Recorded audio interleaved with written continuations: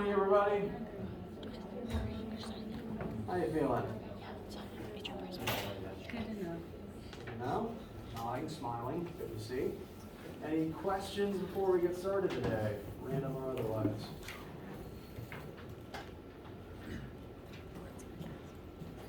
All right.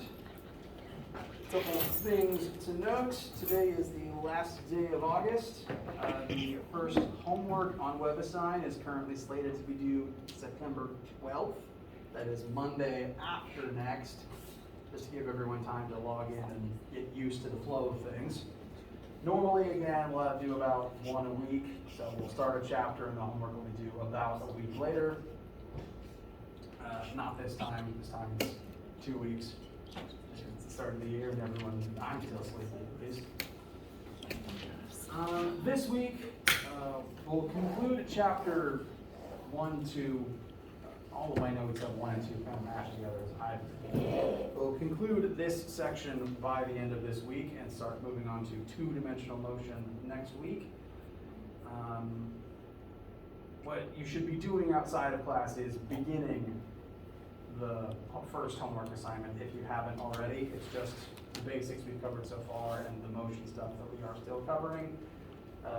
Get into the practice of loading it up every day or two just to see what looks familiar, see what doesn't look familiar, and try your hand with a few questions.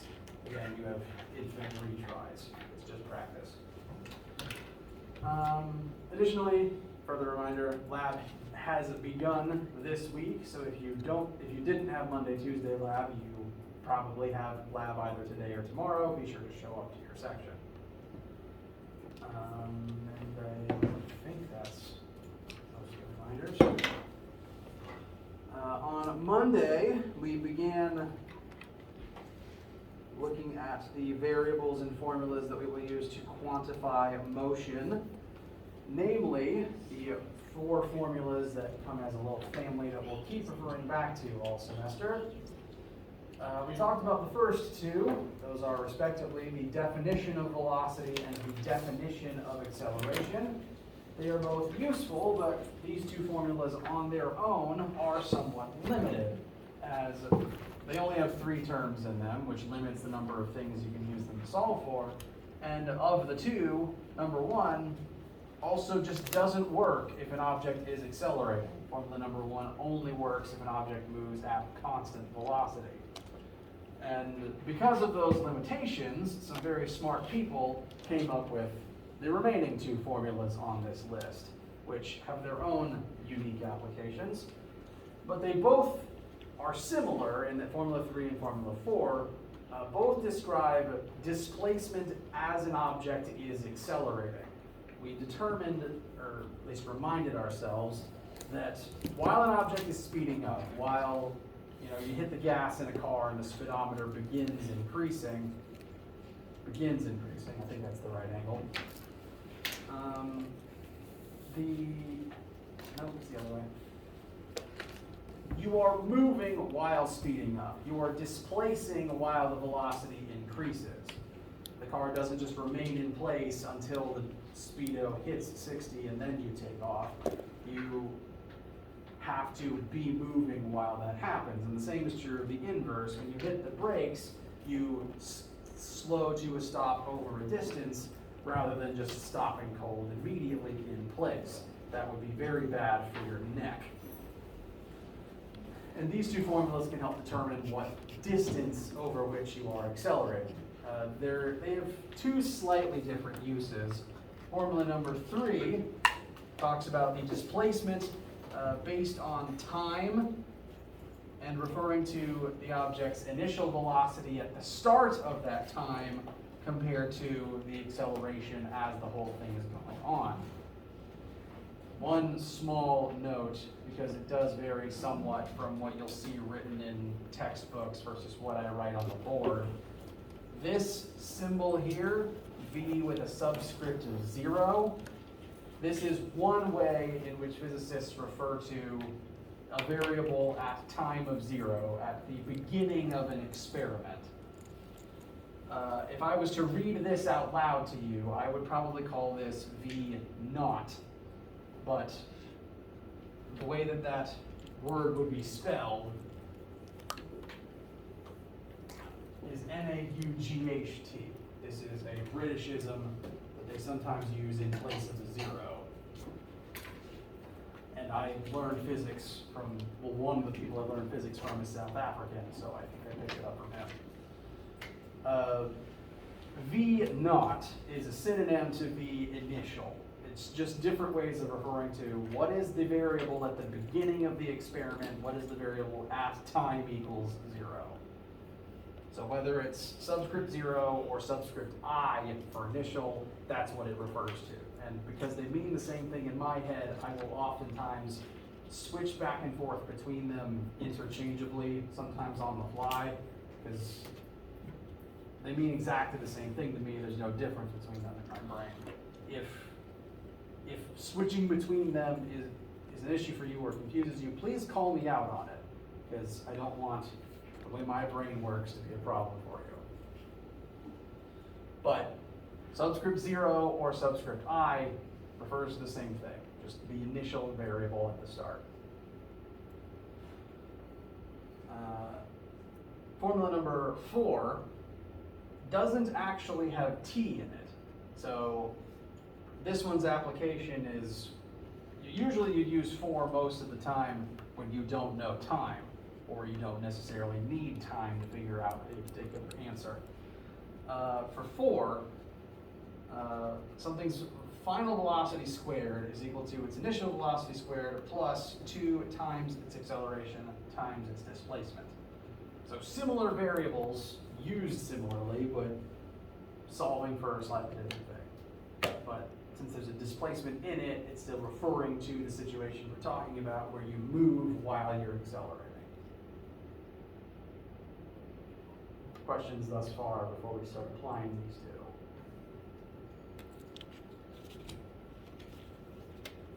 All right. One minor footnote that I'd like to address, you may have noticed it. Formula 3 keeps the vector underlines from the first two. Displacement, velocity, acceleration are all vectors. Formula 4 ditches them, and the reason why won't really matter for your algebra, but the reason why, just to give you one, is that in Formula 4, all of these vectors are being multiplied by another vector. These two velocity squareds are, you take the vector and you're multiplying it by itself. And then in this last term here, you got acceleration times displacement, 2 different vectors times each other. Multiplying vectors together gets weird mathematically in terms of direction and axis. And depending on the formula, depending on how you're doing the multiplication, sometimes the vector just goes away. Most of the time, at least for this class, it's going to stop mattering at that point. There is ways to do upper level algebra to figure out what the direction should be in this case, but that's above the pay grade of this particular course, so we're just going to simplify and forget about it and just not care about the direction at that point, because it's too much of a headache to figure out once you start multiplying vectors together. So for that reason, Formula 4 ditches the lines in some publications. That's the only reason why. It's nothing you especially need to concern yourself with. Now we're going to spend today applying 2 of these to a few situations. First one we're going to look at is the example we left off on Monday. We began talking about it, but I didn't show you the final numerical answer yet. Last time we used formulas 1 and 2 to describe the motion of a couple of automobiles. In the second of those questions, we had a car accelerate from an initial velocity of 0 to a final velocity of 30 meters per second in a time of 4 seconds. And using Formula 2, we determined that the object's, the car's, acceleration during this period of time would need to be 7.5 meters per second squared in order for this amount of change to happen. So we found this one last time. We're going to now utilize this number in the third question on the board right now. Any issues picking up at this spot? Okay. So the third question picks up right where the second one left off. How far does the car in the above example travel as it speeds up? The variables we knew from before include VI, VF, time, and we found acceleration. And what we're being asked for is change in displacement. Delta D, possibly, we could also refer to it as delta X. Some of your formulas will use X instead of D. Again, they are interchangeable. Let me know if that notation is a problem for you. And frankly, we have enough information to find the final answer using either Formula 3 or Formula 4. This is one of the cases where we just happen to know enough that either could be used here. And I'm going to show both just to verify to you that they work. Formula number 3, change in displacement equals initial velocity times time plus 1/2 times acceleration times time squared. Delta D is what we're solving for here. So we'll leave that as it was. Velocity initial is 6. No, it's not. I'm channeling a different question. I apologize. Velocity initial is 0. Time is 4. But because VI is 0, this whole term is just going to kind of go away. 0 times 4 is 0, so this whole thing, this whole piece here is not going to matter in a minute. When you're doing algebra, be sure to keep track of your zeros and what pieces they will end up canceling.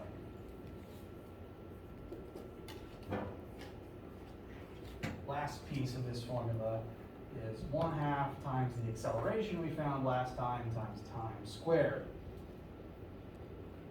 Again, this piece is just going to fall away because of that 0, which just leaves us with this piece.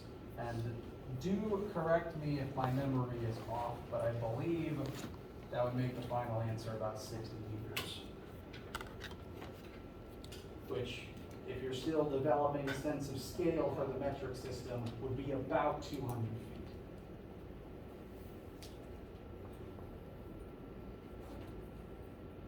So that's how Formula 3 would get us to this particular final answer. I'm going to demonstrate that Formula 4 would also work in this specific case.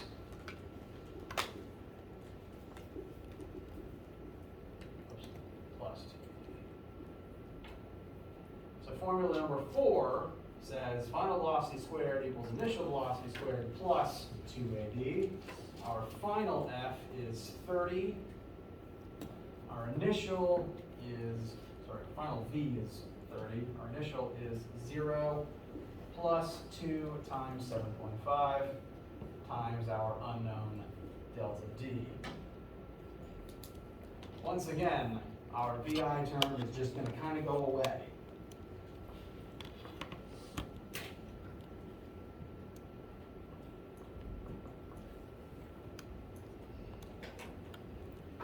Double checking my work to make sure I didn't make any mistakes in my notes.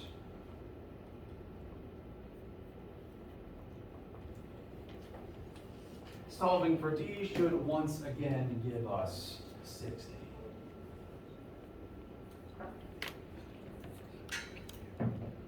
Verifying that both of these formulas do work when you have the corresponding pieces of information for each.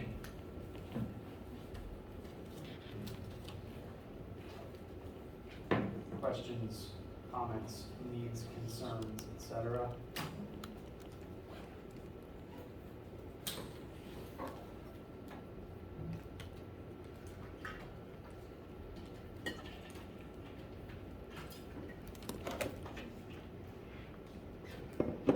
All right.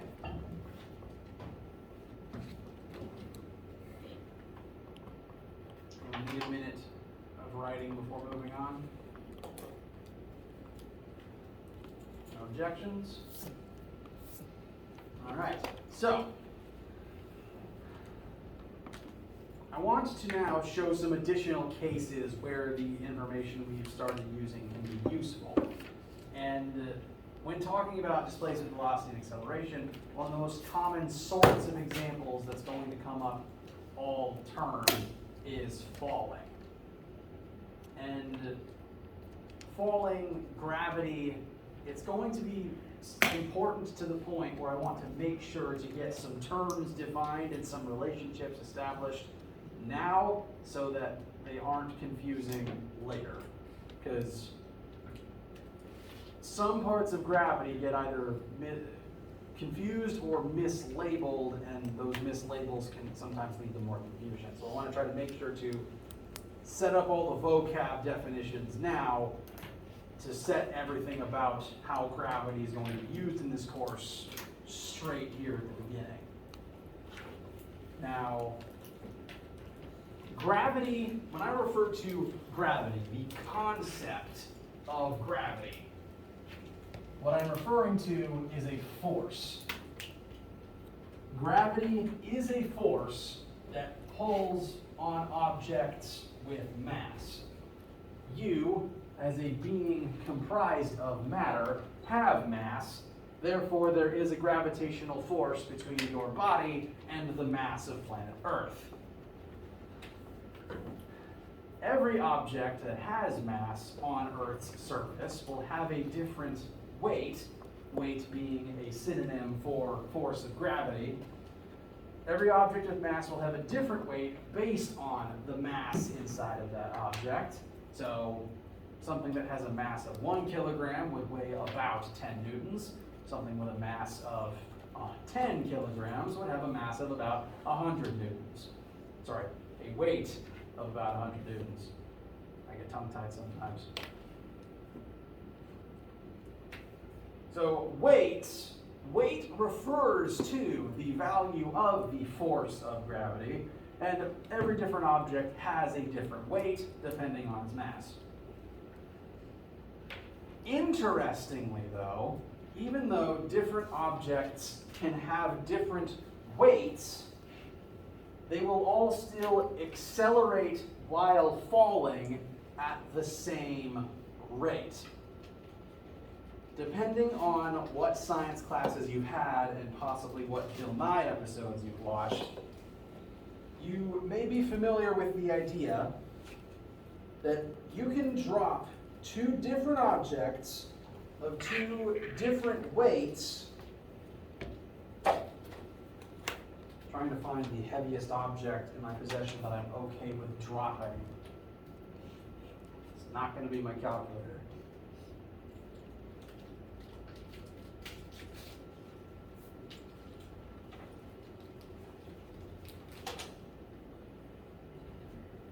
Box of earplugs will do. These two objects have different weights because they have different amounts of mass. Granted, neither is very heavy, but if you put them on scales, you would expect this one to be heavier, and it is. Got a box of earplugs compared to a single paper clip. They have different masses, they have different weights, meaning gravity is pulling down on them with the same amount of force. However, if I line them up such that the lowest point of each object starts at the same height, and I drop them in unison, they hit the table at the same time. That is because despite having different weights, they still fall at the same rate. The different force of gravity on every different object's different mass will always result in the same rate of acceleration while falling. So the concept of gravity is a force, but gravity causes a constant acceleration downwards while an object is in the state of free fall.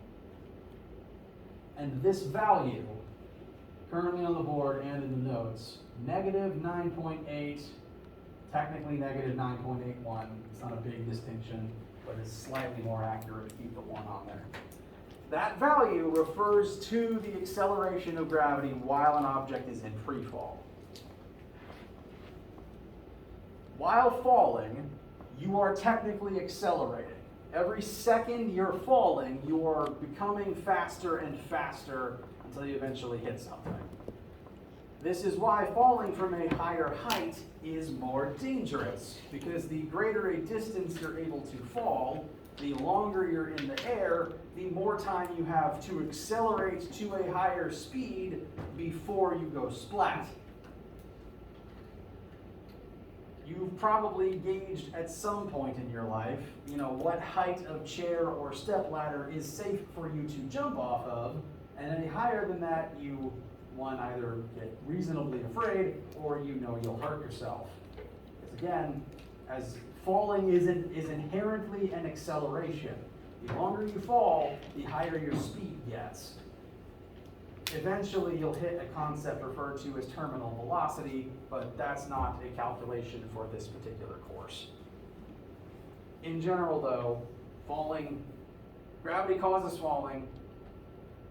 Gravity causes this specific constant acceleration in every object 9 times out of 10.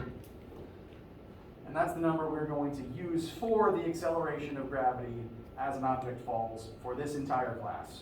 We'll also use it in a few other situations beside that. I wanted to get the vocab word straight and reiterate to you that is an important number. You may have used it before. Some of your previous courses may have rounded it to just 10, which is fair enough, but we're going to try to be as accurate as possible in here and keep it at 9.81. You don't necessarily need to memorize this number, but odds are you're going to anyway because of how much we're going to use it. Any questions about that entire wall of text I just said to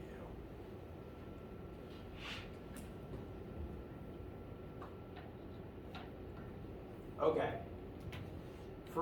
For today, main things to keep in mind is the act of falling is an acceleration. The second you're in the state of free fall, you are accelerating towards the ground. That includes whenever you throw something. That includes whenever you jump into the air. I mentioned Monday, one of the weird things about acceleration is you can move in one direction and accelerate in another at the same time. Similar to that, I actually realized that I haven't answered the last question on this example slide yet. I'm going to tie it into what I was just talking about. It is possible to move in one direction and accelerate in another. One example would be if I throw this marker straight up into the air, it's going to leave my hand with an upward initial velocity. But once it leaves my hand, once it is in the state of free fall, because I'm no longer touching it, there's nothing adding force to it anymore except gravity. Once it exits my hand, even if it's rising, it's still already falling. Gravity is still pulling it down even as it's on the way up. And that's why it slows down on the way up and eventually turns around. It's not dissimilar when you're on a carousel or making a turn in a car. In these specific cases, if you're turning at constant speed, it's possible your speedometer does not change, but by changing direction, you are accelerating, because velocity is magnitude and direction. If direction changes, velocity changes. If velocity changes, you're accelerating. Any change in your speed or direction counts as an acceleration. And the motion of a car turning, but also the motion of a projectile through the air, both count as that. They both count as accelerating. An object is falling the second it leaves the ground without parachute or wings or a jetpack. If you have a parachute or wings or a jetpack, you are not technically falling. You are either flying or falling with style. If you don't have those things, you're just falling. And if you are just falling, this number applies. Any questions about that wall of text? Okay, so now let's begin applying that knowledge to a situation that will become pretty common in the coming weeks. We're going to examine the motion of an athlete as they jump vertically upwards. Again, once this athlete leaves the floor, even as they rise, they are still already falling. Once you leave the floor, negative 9.81 takes over, you are already accelerating towards the ground. This is going to be true for pretty much any question, any example we look at that takes place on planet Earth. This value is only true on planet Earth. Other planets have their own rate of gravitational pull, but 99% of the sample problems we look at will take place on Earth's surface, which means that unless a question specifically tells you it happens on a different planet or on a space shuttle in the void, you're free to assume that this number applies in the situation. It might not always be used in any given example. We'll do plenty of sample questions where nothing leaves the ground, nothing's falling, or the force of gravity doesn't matter, but in the back of your mind, this will still apply as long as it's on Earth. So this is kind of a freebie number that you can always write as a variable in your questions, because it'll be useful pretty frequently.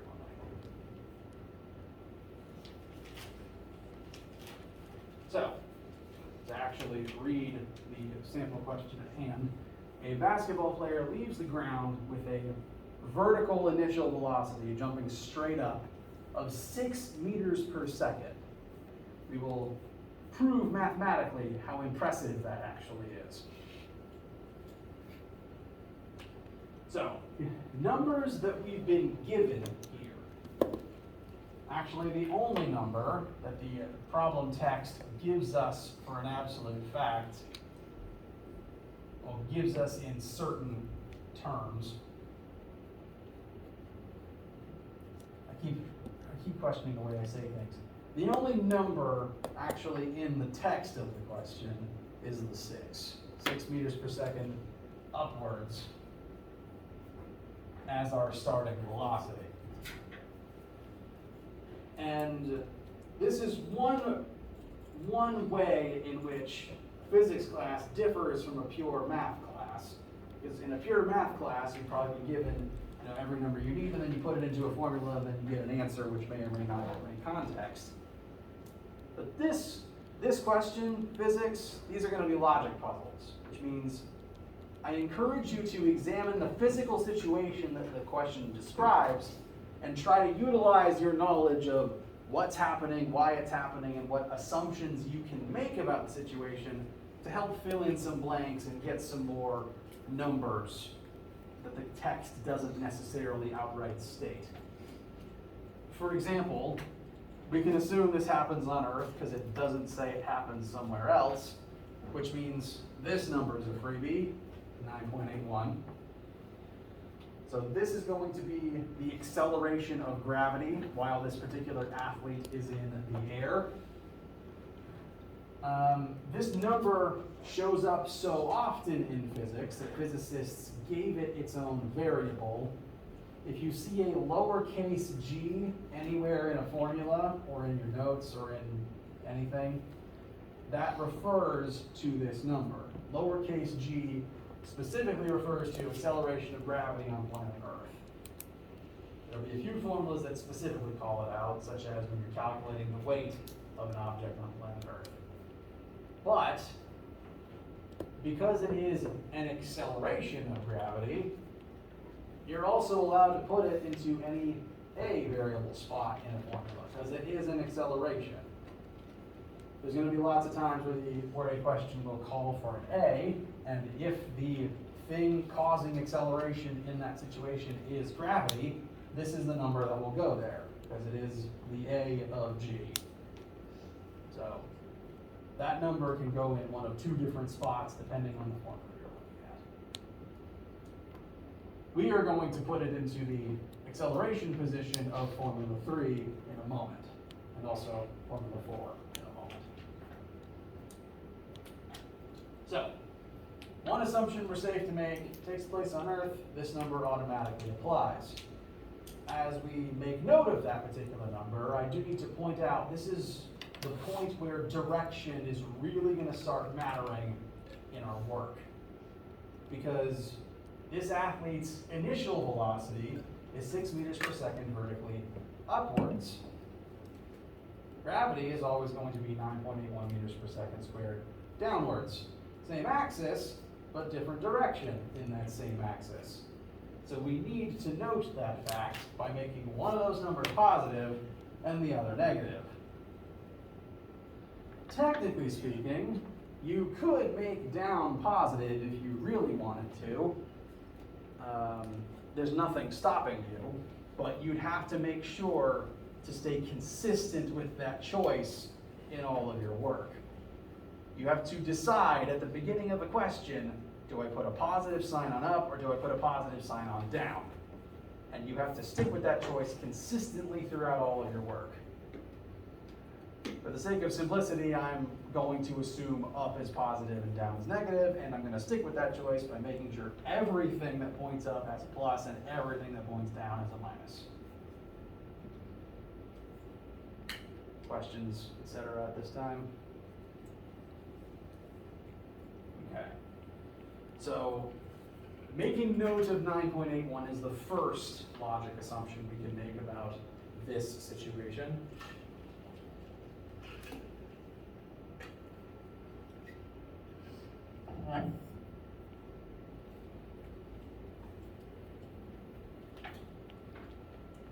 Now, the first thing that we've been asked for, we're going to look at these one at a time. The first thing we've been asked for is how much time does the athlete spend in the air? What is the time for the entire jump? If they began a stopwatch the second that they hit the floor, what would the stopwatch say the moment they hit the floor again? You can call this T max. There is a dedicated term for it, known as hang time. Hang time simply refers to the amount of time a projectile remains in the air while it's in free fall. Technically, a human counts as a projectile as long as you're jumping and in free fall. Anything in free fall counts as a projectile. This can include humans, this can include arrows, this can include fruit chucked from a slingshot. So the first thing we're asked for is time, that maximum time from start to finish. The pieces of information that the numbers that we have so far are initial velocity, acceleration, and we want time. With just these variables by themselves, can any formula get us to that hang time yet? Not just yet. Several people are shaking their heads. Very good. There's no formula so far that is just A, V, I, and T. For example, formula number 3 has displacement in it, in addition to V, I, T, and A. And even formula 2, while only having 3 letters in it, that's my T's look very strange sometimes.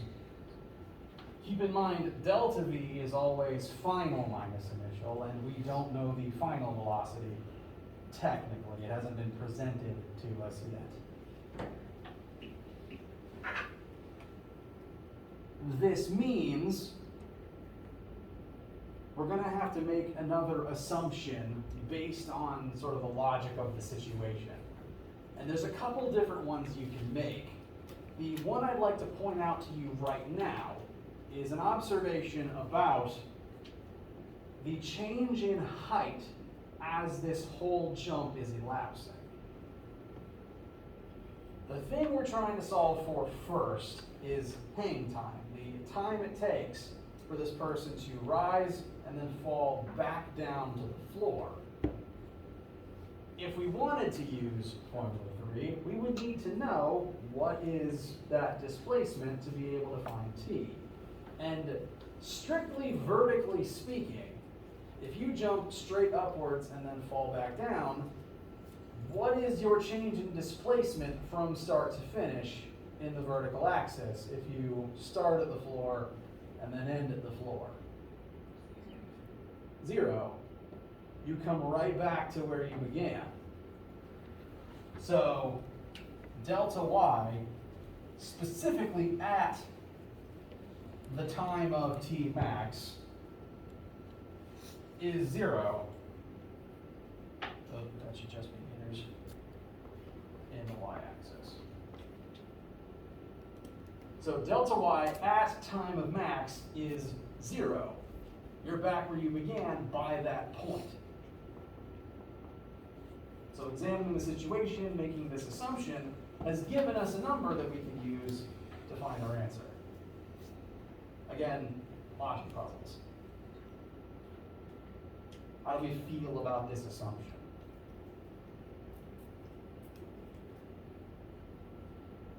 This is not the kind of thing that I expect you to be able to make up out of nowhere. My goal is to help train you to be able to think in this way when you're doing questions on your own. So you don't have to pull this sort of revelation out of nowhere yet. I'm going to help you make these along the way. And this is an assumption you can continue making in questions from now on. This is the kind of thing we're going to refer to time and again. It's a commonality that if things start at the ground, they're going to eventually fall back down to the ground again. But now we have a delta y we can use when we're specifically looking for t max. Note that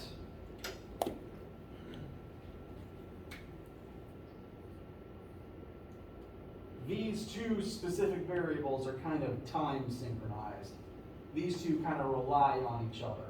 If we were examining a different point in time, this number would no longer be true at that point in time. This is only true at this specific time we're examining. That'll become relevant in a second from now. But for as long as we are examining this particular moment, we can't use this number, which means that we know A, VI, we want T, and we have a number for delta Y, displacement, meaning we can use Formula 3 now.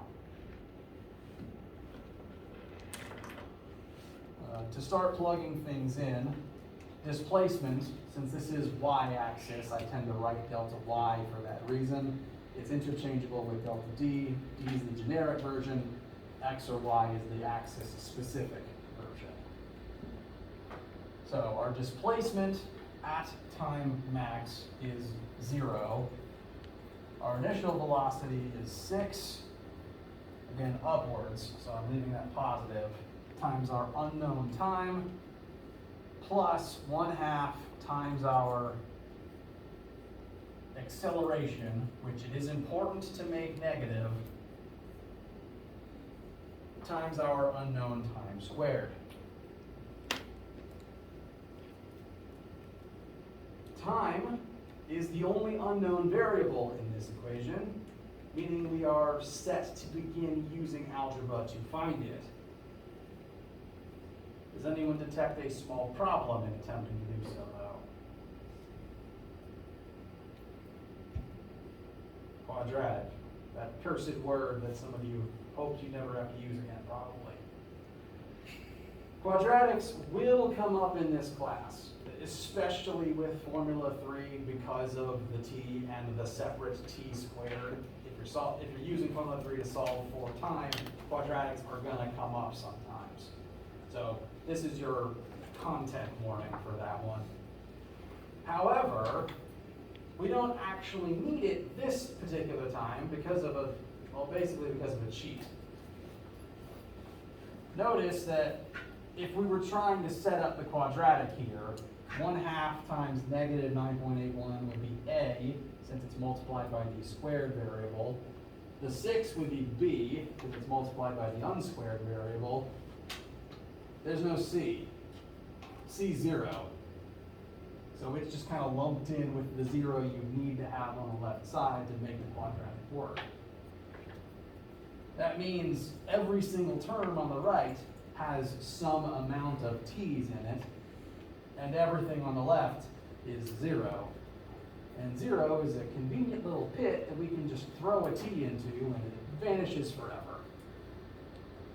So what I'm going to do is, to simplify this to the point where a quadratic does not need to be performed, I'm going to divide both sides by t.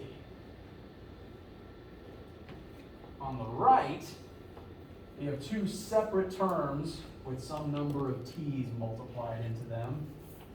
So the t on the bottom will cancel with the solo t multiplied by the 6 and one of the 2 parts of the t squared.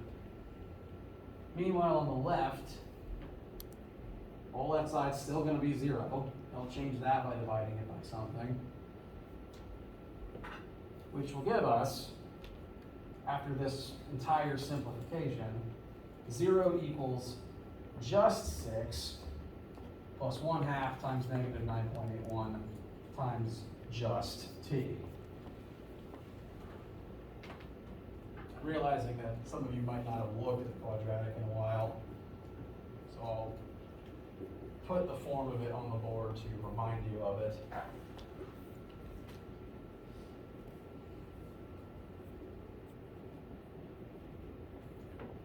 If you haven't used it in a while, or if you blocked out those memories from the previous math class, I'm referring to this thing.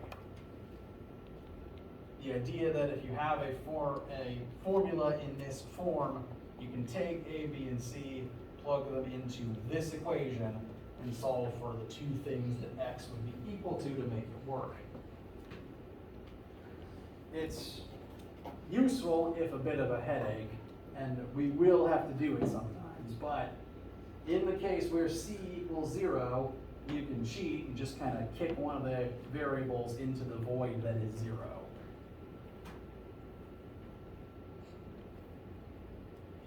And that leaves us with just a single t unsquared to solve for. And if you complete the algebra from here, I'd recommend sending the negative to the left. Your final answer should be approximately 1.22 seconds. Does anyone disagree or have any issues with finding that number or the algebra involved?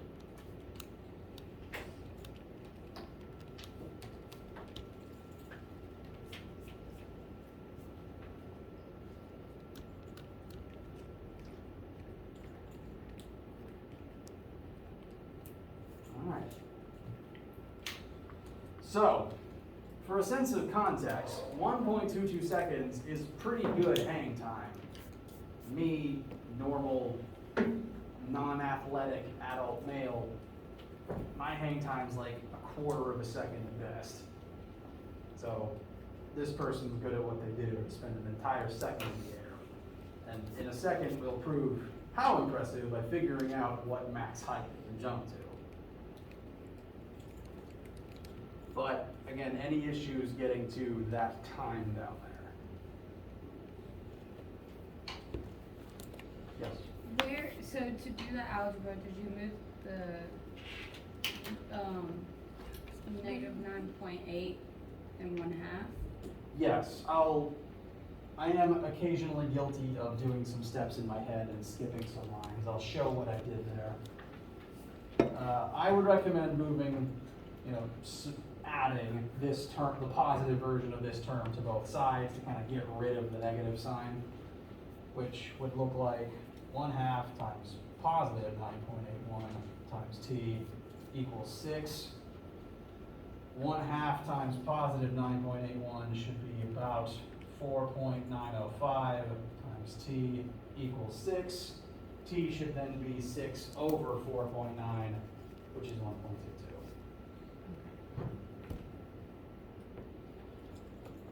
I will fill in our final answer for that hang time in my data.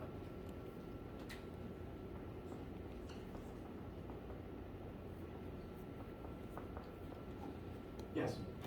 Just to confirm, you can only do that when C is 0. Correct. If C is anything but 0, you gotta go through this as a step. And C will only be 0 when you, like in the case of an object thrown in the air and you're plotting its trajectory, C will only be 0 if it starts and ends at the same height, which will mostly happen if you launch from the ground and land on the ground, which will come up. We will do examples like that. This cheat code will continue to occur, but there will be times where it doesn't. We have to do the whole thing. All right. Let's get through the second one real quick. There's probably less algebra to describe this time, thankfully. How high did this person jump? What is the maximum height they'd be able to reach if they left the ground at 6 meters per second as their velocity? Now this is a different moment in time to the one we just examined. We were just examining the moment when you return to the floor. This is a different point in time where we hit the apex of the jump. So this time we just found is not the same time that happens at, and this delta y also doesn't apply because you weren't back at the ground yet. This is a different moment, a different t, and a different delta y. So this is a slightly different list of variables.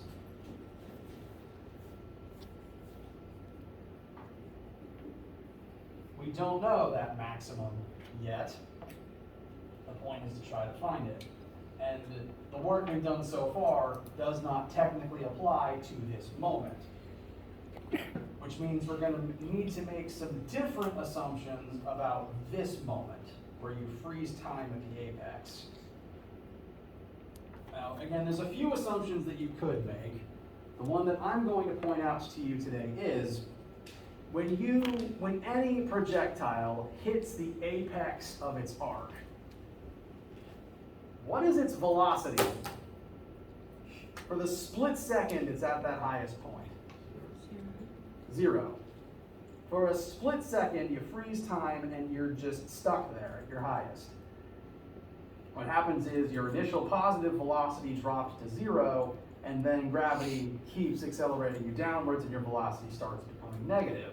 But at that precise freeze frame, pardon my reach, your vertical final velocity at that specific moment, so I'm going to label that velocity final apex, is 0.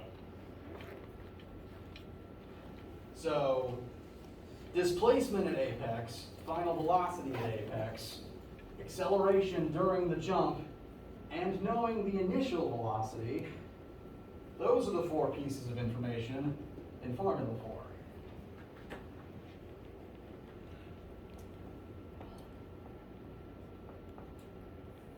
So at that apex, final velocity 0, initial velocity is still 6, because that's referring to the beginning of this whole situation, plus 2 times negative 9.81 times our unknown y maximum. The distance needed in order for your velocity to accelerate to 0 as you rose into the air.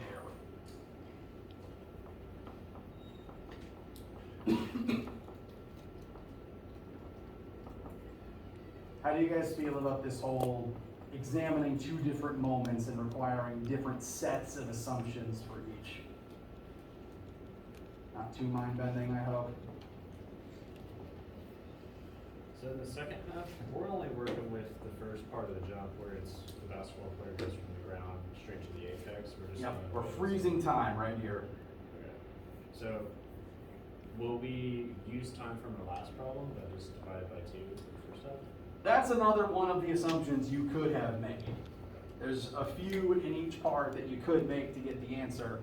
Some additional fun facts are, if you're going up and coming back to the same height, the height to reach the top is half of the time it took to complete the whole jump. So you could just divide our original t in 2. That would work. Additionally, if you start and end at the same height, your final velocity is just the negative of your original velocity. You'll hit the ground at the same speed you left the ground, just, downwards. So there's multiple assumptions you could make. These are just the ones that I wanted to point out today. And we're about out of time. I don't want to hold you. So just make sure you have a number in your notes for the answer. Maximum jump height for this particular person is, please, I believe this is right from my memory, 1.83 meters. Were we supposed to do it the same way that we did the last problem? The algebra would be, Opposite as the last problem? well, it'd be similar. 0 would equal 32 plus, well, it'd be 2 times acceleration this time. Okay, let me show the algebra. You can pack up. You don't have to wait for me. 0 equals 32 minus.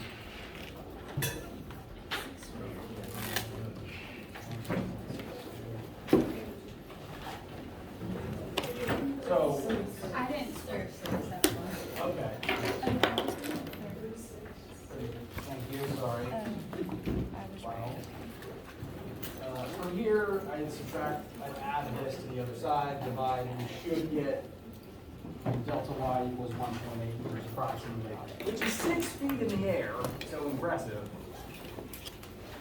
Let me know if you have any questions from the lab this week, if you have Wednesday or Thursday, and if I don't see you for that, I will see you Friday. Have a good day.